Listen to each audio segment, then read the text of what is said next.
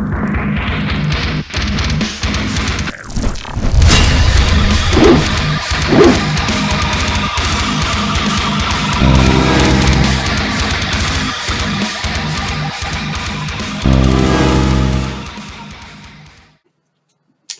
up, Shinigami Kai? Shinigami here. Got something special for you this week. As you may or may not have seen, I was on the Fighter and the Kid podcast. So I was down in LA on Thursday, and while I was there, I decided to go hang out with and interview another Street Beast West Coast fighter who you're about to see. But first, if rap music is your thing and you like to support indie artists, check out my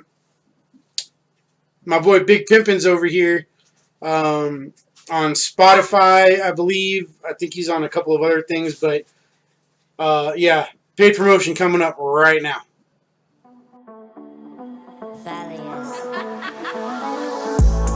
I can't take this damage, that's the reason I left. I've been running in circles, I don't know where I stand. Are you going to fix it, bad and good? Are you going to mix it up? For one time What up, Shinigami Kai? Shinigami here with the one and only Murder Bear, the Canadian, in front of my piece of shit Honda. Nice down here in Koreatown. Just wanted to get a quick interview with my boy here. So, first things first, how did you get into fighting?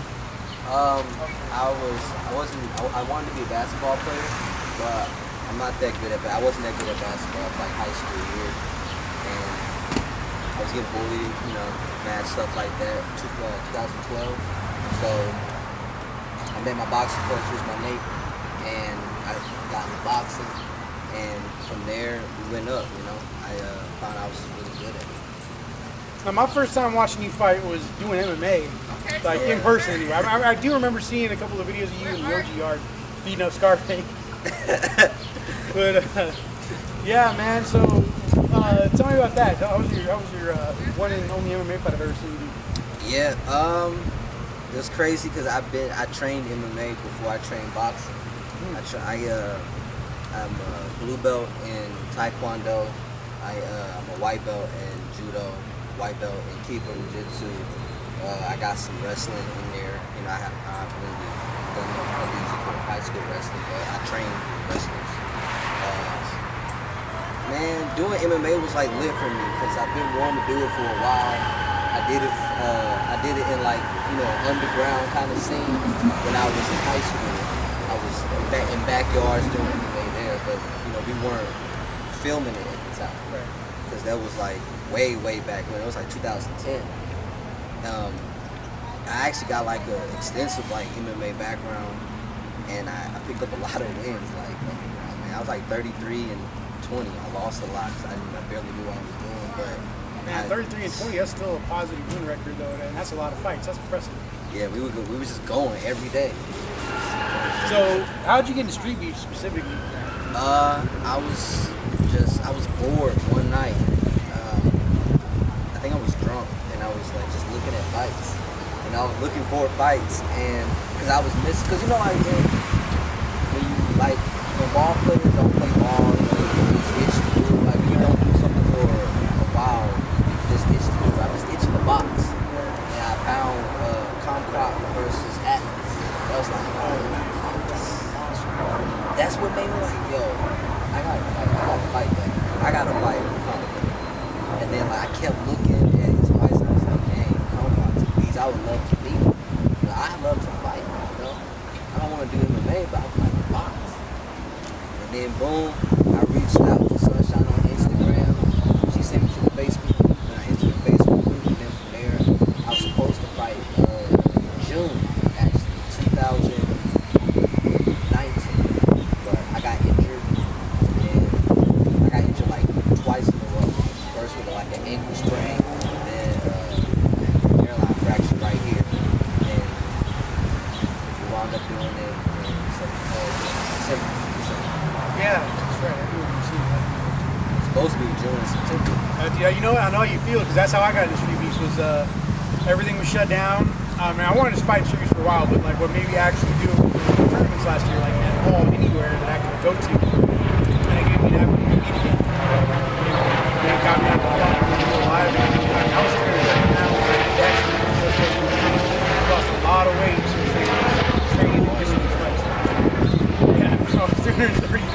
your goal? Like 250.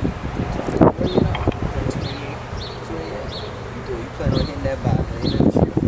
I'm planning on trying to hit that by like July. I actually was pretty close, but then I had to take some time off because last 2 fights I had like growing cold. We kept healing up, and then I would go fight or train or whatever, and it would get re-irritated, so I had to like take a month and a half off. But I'm fine now. Like, I mean, there's still a little bit of like soreness and weakness in that abductor muscle, but it's not like pulled or torn or anything. I'd say my last 2 fights would be the still one, right? So that's true. I ain't tripping about it too much, man. Can't argue results. Just a little secret that I kept from everybody for the last 6 months. But yeah, I had a groin pull both fights. Izzy knew, but Izzy's my guy, dude. Like, you know. Folks was, calling him out. It was like, yo, you can't duck with an injury. Just saying. Just what it is, man. So I mean, that's the game, right? So.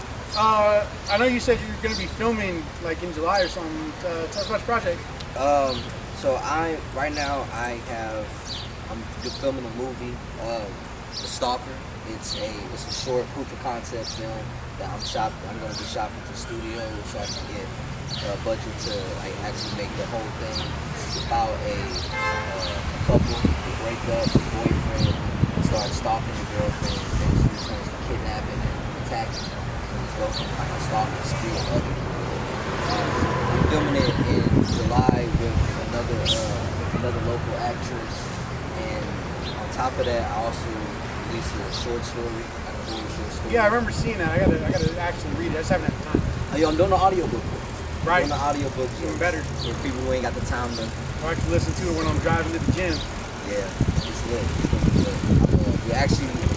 I'm actually like supposed to be recording it with the other voice actors like this week before I leave. It's awesome. Right on. Scary. And in the meantime, I write sports art. I just got a job as a staff writer for 2040 Sports. I cover NBA mostly, but I also cover the fight game. I'm trying to use that platform to shed more light on street food. That's awesome, man. That's gonna help the brand. All shit's got to rise with the tide, right? Sure, man. Sure. So, how long have you been interested in acting? I know that's like been a big career goal of yours. I've been acting since like 2014. I started out when I went to college because that was my main goal, getting a degree and then acting. I took acting courses. I've been in like 3 films. They were all like St. Louis based, but they never made it out. They got sent to indie festivals and can't put them out when you submit. So they're just stuck in like post-production hell. Post-production hell, baby. Yeah, I know some terms. If you're an entertainer, you know exactly what post-production hell is. You're never going to see those movies. Right. Already asked me. Yeah, that sucks, man. So I'm trying to make my own shit. Yeah, man, that's actually the way to go. Like, I got a book I'm trying to get published myself, and I'm already working on the sequel, even though I know like you're not really supposed to, but I couldn't help it. I had to get it out, you know. It's been a little while since I've worked on the sequel because I've been too busy, training, fighting, kicking ass, healing up. Head kicking mofos. Yup. Getting interviewed. Now I'm finally getting to interview some of my fellow Street Beast fighters. This is lit too. Right on for you. This got a nice camera setup and everything. Actually inherited this camera from my buddy Ron when he died. His brother let me have his camera. He told his brother he wanted me to have his gaming PC and his GameCube and all that. So I got a few things that help me out. Like this helps me out when I do my black belt plays. That's how I film. It's kind of a ghetto rig where I have to use this and then use the capture card on my computer to get the gameplay. But yeah, man, it's a real nice camera for as old as it is. It's from like 2012. Oh. But it's pretty good. It's like 720p, but it's still good. It's a real nice camera. I got all kinds of different lenses and filters and everything. You take pictures, you do photography with it? Sometimes. I mainly used it for my tournaments. So that's coming next month when I go to Vegas. So you're gonna be at SBWC night? I'm gonna try. They made it the same day as my tournament. So I'm gonna try to head over there and sneak out after I'm done competing if it's early enough that I can still make it. and they don't try to rope me into reffing rings or judging katas because I'm a black belt, so that becomes territory. Like that changed the game for me. The last 2 tournaments I did, I had to like judge people for like 3 or 4 divisions before I could warm up, and I didn't have no time to warm up. How much pressure is on you when you're reffing fights? The street beefs and like tournaments. Street beefs is a lot more pressure because it's kind of higher stakes, Karate tournaments don't have any kind of record, so that's just, it is what it is, I try to be accurate though. Like if I see something, I'll call it for points. I don't like, I wait until I actually see something really make contact, but it's usually me against other judges. But and then with like katas and stuff, that's a little easier because you can just tell when their form is sharp and stuff. Even if it's a different style of martial arts, like you can tell when they're doing it right and when they're kind of stuttering through it or mess up. Does it? How do you feel when like you see the YouTube comments after a fight that you watch, people are criticizing your record? Haters gonna hate, dude. It's the game, dude. Haters gonna hate. You put yourself out there doing anything, people are gonna have something to say about it, good and bad. I don't really let it get to me because it's just, I already just know that's par for the course, someone at the last one, I actually kind of have a feeling it was Wild Goose because I didn't see who it was, and they actually cut it out the video. But when I was reffing, I believe it was Invalid, and I can't remember the other guy's name off the top of my head, but they were going at it, and I stood them back up because they were kind of just not doing anything on the ground. And somebody behind me was like, "Shinny fat ass fucking Gami, you're a horrible ref and a fake black belt and a fake ref." Damn. And da da da da da. Like I didn't even turn around to see who it was. So I had to pay attention to the action, Like that was the main thing. So I didn't even get to see who it was, but apparently everybody got on him for it. And he's like, by the time I turned around, he was gone. When was that? Like, was that early? That was the last Street Beefs West Coast. No, I mean like what? It was at the end of it was near the end of the day. That couldn't have been. I was with Wild Goose. Okay. We were smoking a blunt. Yeah, well, it was somebody. That's fucked up. Yeah. Somebody. I'm surprised they didn't get smacked. They almost did, like freaking Wedo, and only a bunch of people got on. You can't be talking like that. You're just disrespectful. Like, that's true. I could see if I made a bad call. And you can't curse at the event. Right. Like I could see if I had made a bad call, but they were literally just laying there, not doing anything. And the guy tried to claim that the Invalid was grabbing the inside of the glove, but I looked, I didn't see it. I double checked before I stood him up. Are there any calls you regret or any no calls? I won't say I regret any of my calls. I do think that when I was repping the Ojai Boy fight a couple of Street Beefs West Coast ago, in the one where I was 6, I believe, was the reactor in the ice cage. The mats. I should have been talking to the fighters a little more. I should have said, do something, or I'm going to call it, instead of just calling it. But I was just thinking, okay, he's laying there and taking these shots, and he's barely really, like, I can tell he's, like, kind of blocking, but he's not really moving enough. So I called it.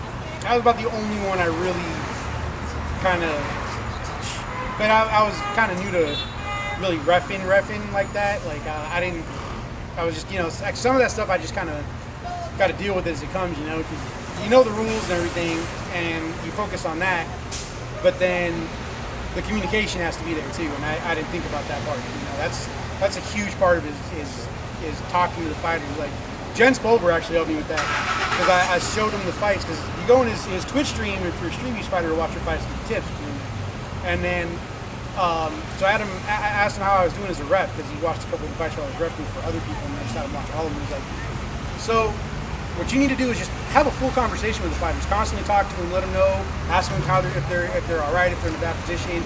Make sure they're still lucid, or make sure they know that you're getting ready to call it instead of just calling it.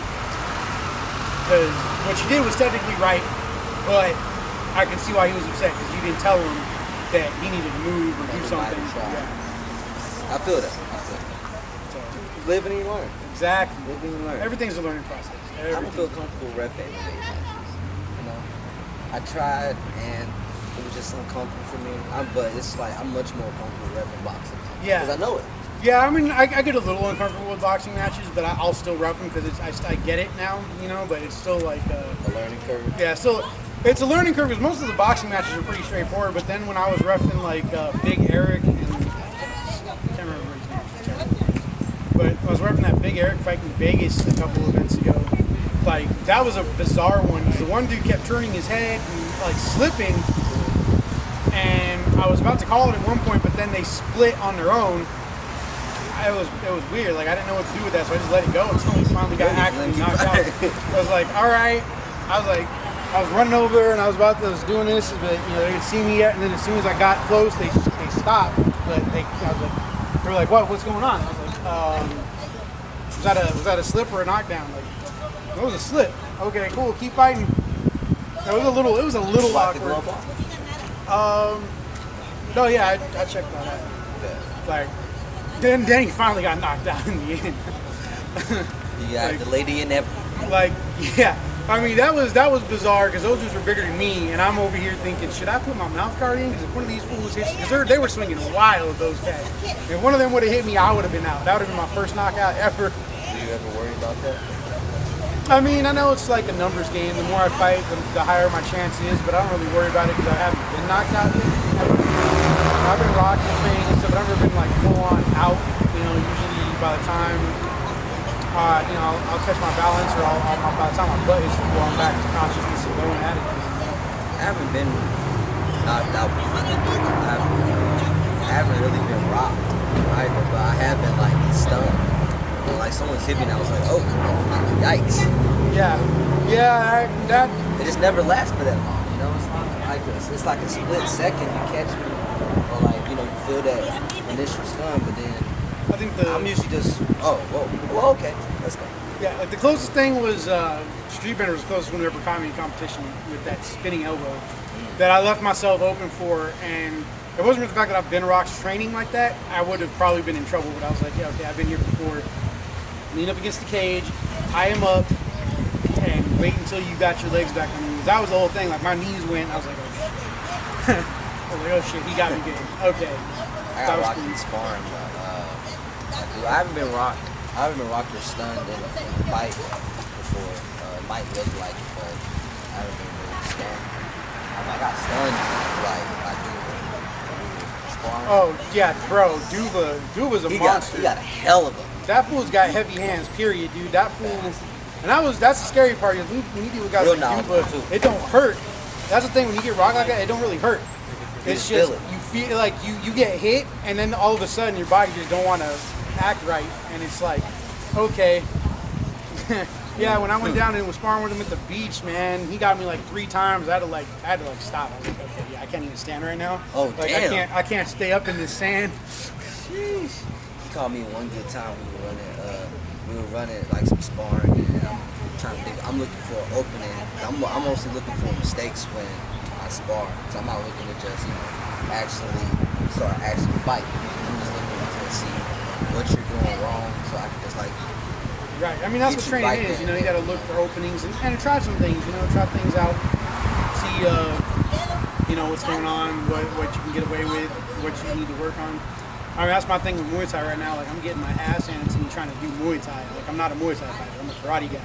So there's a lot of chemistry. It's a lot of experimental chemistry, and like trying to fight out of a stance I'm not used to, and throw combinations are a little different, or like throw kicks a different way, or like the knees are different. It changes the game, and you got to think about it. You get annihilated. Do you have a sparring partner within Street Beefs that you have great chemistry with? Somebody you can just put the gloves on and just. Darkness, believe it or not.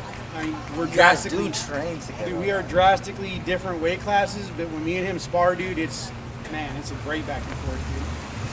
Me and women, same thing. We go in, we get the gloves on, and even though it's like a weight difference, a big weight difference, like I check my power. You know, I don't try to hit him with new force at all. But we go in there and like go back and forth. And he hits hard with his weight too. Yeah, man. I love Darkness, sparring, dude. Darkness is great because he throws a bunch of tricky shit, and he's fast, but it's great because I'm kind of fast too from doing all the karate stuff, and he helps make me faster, and we bounce off each other a lot because he's like, man, I always forget that you're fast, dude, for your size. Like, you fight like a little guy. And I'm like, yeah. And then I always forget he does tricky stuff. Like the last time, like we went to Iron Lungs to go train with all those guys.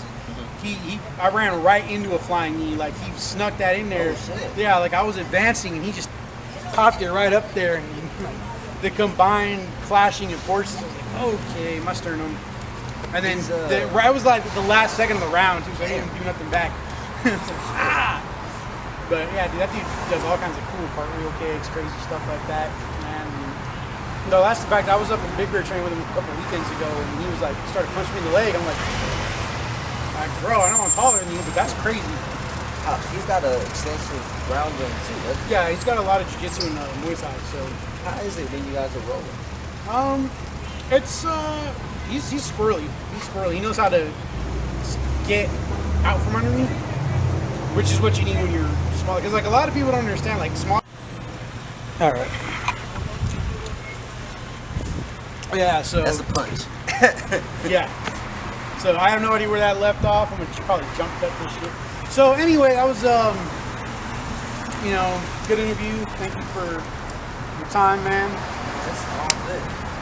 Can't wait till you come back, dude. We gotta actually kick it when you come back. We do, and we will, man. I'm gonna beat Gorilla, then dominating the scrapyard, wait while 619 comes out of hiding. Hopefully, July. Yeah, hopefully. Yeah, I don't even know. I don't know if I'm gonna get to fight Big Smile or not. Cause I just saw, not to spoil it, but I just saw him post on his Instagram. He was signing some kind of contract. Sorry. So, I mean, hey, it is what it is. I mean, I can't be mad at him for chasing the bag, dude. Okay. So, I mean, I had an offer that meet up. maybe, yeah, maybe. I don't know what. Amateurs that have Big Smile too. Yeah, And it's always BLK Prime. Yep, there's that. There's opportunities. I hope I still get that rematch in, but right now it's up in the air because I don't know. I haven't heard anything from him or Face saying it's off yet, but hey, congrats to him for that though, because I can't be like, wow, dude's gonna be like, yo, why you going pro? We ain't fought yet. Like He might do a farewell fight. yeah, hopefully me and him is his farewell fight though, because that'll be lit. A farewell fight, say. Probably, yeah, because I mean, I do have an offer from Fury FC, and by the time like the end of July rolls around, August, I should be close enough that I should be able to hit 265 easy, if I'm not already there. But And the end of the Shinigami era, or would you come back for another spot? I'll definitely probably come back for hardcore. I'm always going to be part of Street Beats, one way or another. If it's coming to ref, when I can, whatever. It's not going anywhere, guys. Not going anywhere. You'll always at least see me repping when I can make it.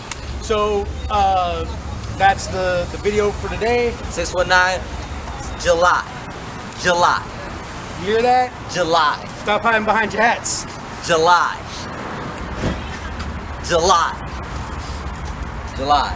All right, man.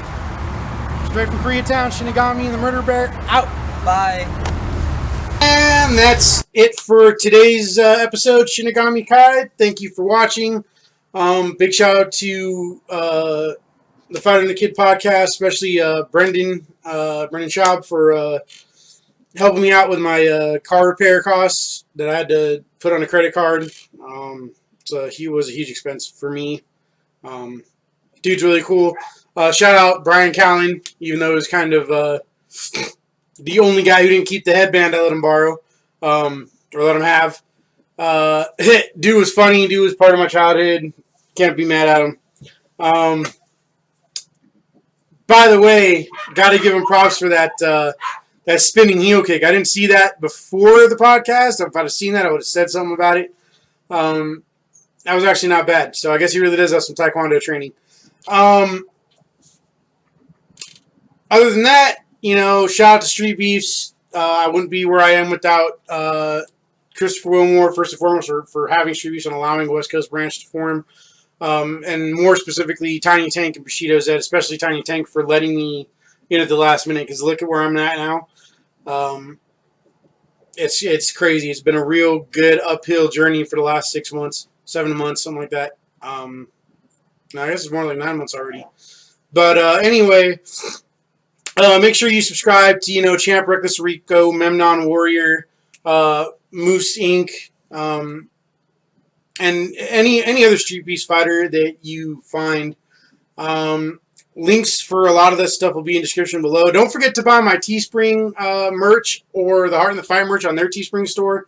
Both of those links are down below, and Street Panda shirts are coming. I'm actually probably going to have like 3 different versions of them. So big shout out to Bill Smith at Massacre Cult for designing my OG logo and a Street Panda logo. And shout out to the other 2 guys. I'll get your names when they drop so I can put them in the merch, and I'll shout you out when I actually have the merch designs up. Great talking to the Canadian. Can't wait to see him again in a couple of months when he comes back to California. And I wish him all the luck on his film projects. Definitely gonna have to check out his audiobook. And I hope you do too. So I'll find the link and put that in the description. Might not be immediately, but it will be in the description. Till next time, Shinigami out. Shinigami, samurai master, straight up out the land of Lancaster. No one stronger, ain't no one faster. Turning the opponents into Caspers, ghosts, disasters. We don't do no waiting, where I'm from we attack them. Swift KO kick to the chin, leave them napping. Sniff, take a whiff, that's the smell of victory. Better fear, making all my peers' careers history. Big dubs, all we catch is big dubs. Karate chops to his tops, leave them big slumped. Humble beast, beefing in the street. We don't take no loss, you gon' catch defeat. You gon' catch a fist.